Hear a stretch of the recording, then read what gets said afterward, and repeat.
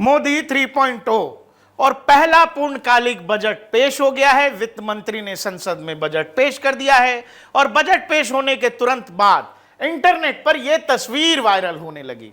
यह तस्वीर जिसमें नरेंद्र मोदी दिखाई दे रहे हैं, चंद्रबाबू नायडू, नीतीश कुमार। इस तस्वीर के वायरल होने का मतलब हम आपको बताते हैं। उससे पहले यह समझ लीजिए, मौजूदा 2024-2025 के बजट में बार बार आंध्र प्रदेश, बार बार बिहार का जिक्र हुआ है, खासकर बिहार।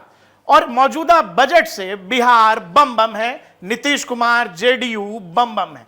बिहारी स्टाइल में कहें तो दिल्ली में पेश हुआ देश का आम बजट से हर बिहारी बिल्कुल थई थई हो गया है। बिहार देश के पिछड़े राज्यों में से है, जिसमें हमेशा राजनीति बिहार में इस बात को लेकर होती रहती है, चाहे सरकार जो भी हो, कि भाई बिहार को विशेष राज्य का दर्जा मिलना चाहिए, विशेष राज्य का दर्जा होना चाहिए। अभी राजनीति बिहार में इस बात को लेकर लगातार चल रही है, लेकिन बावजूद इसके बिहार को विशेष राज्य का दर्जा जरूर नहीं मिला है, लेकिन विशेष जगह बजट में जरूर मिली है। एक तरह से केंद्र सरकार ने बिहार और आंध्र, इन दोनों ही सहयोगी राज्यों के लिए अपना पूरा का पूरा पिटारा खजाना खोल दिया है।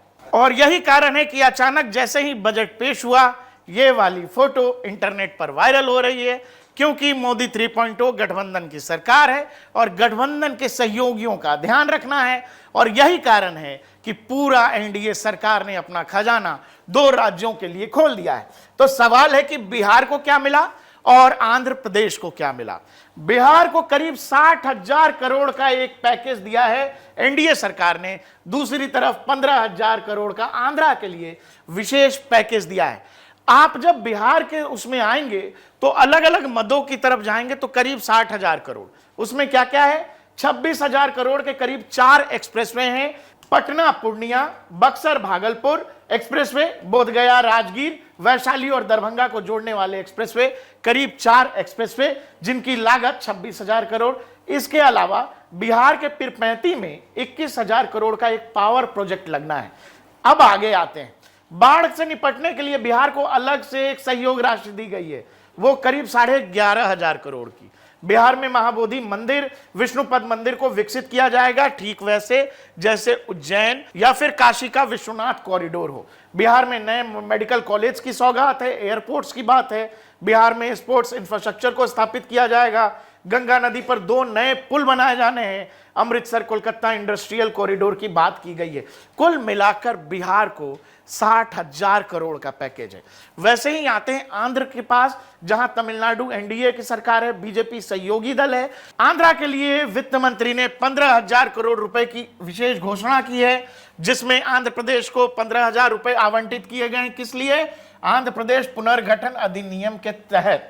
और इसके अलावा आंध्र प्रदेश पुनर्गठन अधिनियम, आंध्र प्रदेश रीऑर्गेनाइजेशन एक्ट के तहत चिंताओं को, यहां दरअसल चंद्रबाबू नायडू का ड्रीम प्रोजेक्ट है अमरावती को राजधानी के रूप में विकसित करना। और बजट के पहले चंद्रबाबू नायडू लगातार दिल्ली का दौरा कर रहे थे। 3 बार उन्होंने दिल्ली दौरा भी किया है, वित्त मंत्रालय, वित्त मंत्री से भी मिले।